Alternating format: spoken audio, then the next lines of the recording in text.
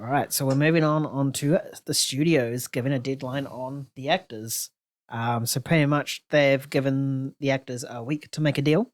And if no deal is being made, then negotiations will not happen until January next year. Studios believe that if a deal's not made and it gets delayed to January next year, then the autumn shows TV series is lost for that entire year, and the summer and new movies won't release until the next following summer.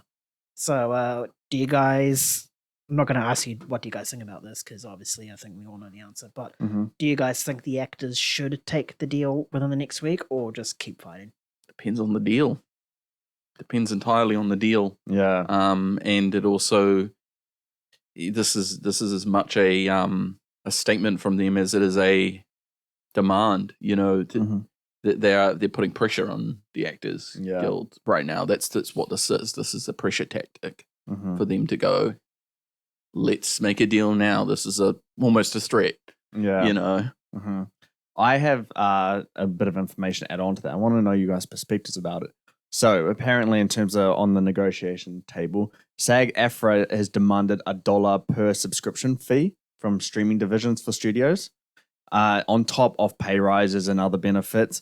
But the studios are calling that an untenable economic burden. And then studios are pushing for a viewership bonus model. So if it reaches like a certain threshold of viewership, they get an extra amount of pay. But then the SAG-AFTRA believe that their revenue sharing plan is just a better model to ensure pay for performers. So that $1 per subscription fee would go to SAG-AFTRA and then they distribute it however they do. What do you think is more compelling out of those two? So it's the studios one. The reach is, say, 100 views or something, and then they get a percentage of the earnings, or just between that? I don't know the specifics on how much they have to be viewed, but basically, the more it's viewed, the more likely they're going to get a pay or a pay increase and all that kind of stuff. So, I feel you get more money out of the $1 per subscription thing, right? You would. I think that would be the most costly for the studios for sure. Yeah, I mean, moving $1. I mean, I remember not so long ago, Disney Plus was like maybe like $8 for a month. Yeah, $1 from that, you're looking at 15% of that entire subscription fee going to SAG-AFTRA. That's a lot of money. It's a huge amount of money. That's a huge amount of money. You know, you do that over a month. How many subscribers does Disney Plus have? 150 million? To 200 million. 200 million. So they're getting probably now because the fee's gone up. Yeah. Maybe 40, 50 million. Yeah. 40 million maybe? A month. A month? It's ridiculous. It's a lot of money. And I understand that, it costs money to pay people. People are a huge expense. But, I mean, I don't know. This is a really hard thing to answer. I can only really make observations on it. I can't say what is right or wrong. That's true, yeah. I mean, we don't know all the details, so we're just here providing our take from the information that we know. It's a very nuanced kind of thing. But, I mean, I think that a deal needs to be done in the next week. You can't keep pushing this. I've already read that I think 12,000 jobs have been lost because of the strike, unrelated to acting and stuff. So they're costing people's livelihoods by striking. And I'm not trying to say that's what striking does. Yeah. That's what's the essence of striking is that you strike at a cost. Striking costs something. It does. And the people who are striking know that it costs something. Yeah. So I believe the studios in terms of what they say, that production will not be able to start till 2024 if the deal can't get done in the next week.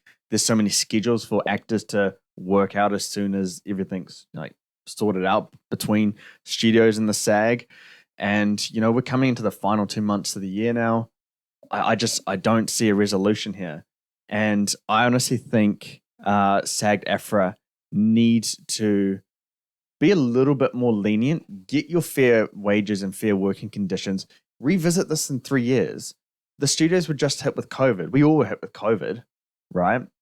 So we haven't had enough time for the movie industry to really get back on its feet again, get a good rhythm going. If they wait 3 years, then come in with the streaming thing if they need to. Get what you can now and make sure make sure the data is verifiable and that the studios aren't ripping you off. And then just take as much as you can that's fair for everyone involved. Because at this point in time, you're going to be costing a lot more than just actors, their jobs, their wages, and obviously that has a ripple effect to every single other person. There's absolutely no doubt you can't strike forever. That you can't do it forever. There has to be an end point to it. And I suppose it really comes down to whether or not that deal is amicable for both parties. You know, if the SAG-AFTRA feel that they are getting ripped off, like majorly ripped off by the studios, and say, well, looks like you're gonna have to wait another 3 months, then we'll revisit it. That's really just more of a threat than it is any meaningful way of like trying to actually negotiate. Yeah, that means that the studios haven't even tried. Yeah, they're just going no. Yeah. No, I mean, I again, like, I'll reiterate that I don't know all the details. It's a very complex issue that goes beyond any person that's not at the negotiating table. But I'm just saying, if the studios are offering something that's kind of fair, just you got to take it for now. Wait 3 years, allow the film industry to get on their feet, because I know studios have been losing money quarter after quarter. So how are they meant to elevate these payments if they're also losing money? That's I think at some point in time, everyone's going to lose from the strike. Yeah, and if they keep delaying, then movies aren't getting released, which means studios aren't making money, which means they're just going to probably lower the offer because there's no revenue coming in. I think we're all forgetting one thing, though, is that we are judging the movie industry currently purely based on box office performance. And that's something that we can all see. We can't see streaming performance, and we can't see streaming revenue dollars and profits. It's hard to say. They released it on a quarterly. Yeah. They release details to their shareholders, on shareholders meetings, but we don't know the exacts of everything. We don't know the exacts of what movie makes what to them and how that relates to X amount of money. These are the things that I think are very murky and grey, and how is an actor supposed to quantify what they're worth based off streaming performance? It's a lot of nuance to it. There are third parties out there that they have like a certain amount of time watched per thing. Say like something like Stranger Things was watched, 400 million minutes were watched, and a third party will do that. But it's still not coming from the studio directly, so you can't fully bank on it. Yeah, like if Stranger Things season 5 comes out, and it's hugely popular and it results in an additional 20 million subscribers to Netflix. That's 20 million for 20 million subscribers in just a month. Say, right? So just a month, and then how much is it? How much is a Netflix subscription? It's like $15 or something. Yeah, probably more than that now. I'd be like US. I mean, that's a lot of money. Just boom, straight off the bat. Yeah. So you're talking hundreds of millions of dollars there. Yeah, but then you can't. I mean, you can, but like you don't know that Stranger Things brought all 20 million new things. So, but you do because Netflix has those numbers. They can quantify that. But how do they know that Stranger Things was the motivator for the person that bought the subscription? Because you can judge by the time that the person subscribed to their watched minutes on Stranger Things, and you can correlate that. You can go, okay, this person subscribed, and it's clear to me that they immediately started watching Stranger Things. That's true. That's a lot of data to shift through, though. They got big servers. They do a big service. Yeah. I don't know. It's a very complex situation, which is why it's so hard to make a conclusion on it, because it's sort of like, well, we don't know this and this, but we do know this and this, and what's fair, what's not fair. Yeah. I think I would go for the viewership bonus model that the studios want to do. It depends on how much they want to pay and what they want to pay is the part where I would disagree or agree on. But the viewership bonus model would actually provide an incentive to all creators, a part of the team creating these projects, to be as best as possible so that more people watch it, and that the more people that watch it, the more money they're going to get from it. So something that gets like 5 views. Why would they get the same that gets like 10,000 views?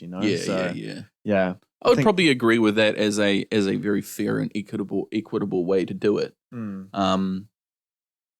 I think there just also would need to be some transparency about viewership as well. Definitely, they do a lot more transparency. They do need to do that. Yeah. Yeah, I think studios and streaming services will need to release those data more frequently, maybe on a monthly or Yeah. Just even a weekly, a weekly release and updated figures of the viewership on each specific show or thing that is releasing. Just like minutes watched or minutes watched, or household, viewings of it, or Yeah, again, it's even a hard thing to like provide data for.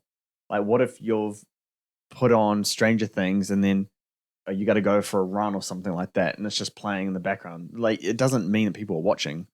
So no, I mean that's true and everything, but those are usually like the minority anyway. I don't know, man. A lot of people put on Netflix and don't watch it. Yeah, I suppose they do put it on in the background, but Netflix will put up a prompt. Has background shows, Netflix and chill, all that kind of stuff. Like, yeah. But I guess it's like box office. If you're buying a ticket, it doesn't mean you're watching the movie. You could just be leaving the movie. And yeah. I mean, think about DVD rental days. How many people went to the DVD like Blockbuster and then hired 3 DVDs, but then their week got busy and they only had time to watch one of them and they had to return their tapes. No, I feel like whatever you would rent from a video store, you would watch it because you're paying for that specific title. You'd think, but I remember as a kid there were things that we just didn't get the time to watch and we returned them anyway. From your stories, you got like loads at a time. Yeah, we bought like 8 at a time. And So in that case, it makes sense. But like with Netflix, if you can go and do your errands and then come back to it and stuff like that. So the convenience factor. And if you pause it, does it still count as seconds going? No, I wouldn't. No, it's just a play runtime. It would just be play runtime. Netflix boots you anyway if you're not continually like saying yes, I'm here. That's it brings up a prompt. Yeah, I have seen that before. Yeah, but it only happens sometimes. It's when you're doing like show after show after show and you've not touched the remote. Yeah. But no, complicated situation. I hope it gets resolved in the next week. We need things. Like, I'm just going to talk from the consumer, the greedy kind of point of view. COVID was hard to go through with delays. So much stuff delaying. And then there was stuff I wanted to see in IMAX or in the big screen and I couldn't because lockdowns and all that stuff. And it's just a really shitty feeling to have to go through, another delay onslaught again. It's been 4 years, 2020, 21, 22, and now 23 of just delay after delays. And I don't know, man, as a movie fan, I just kind of want some consistency. Yeah, we thought we were over those delays and then boom, 2023 mid happened. Yeah.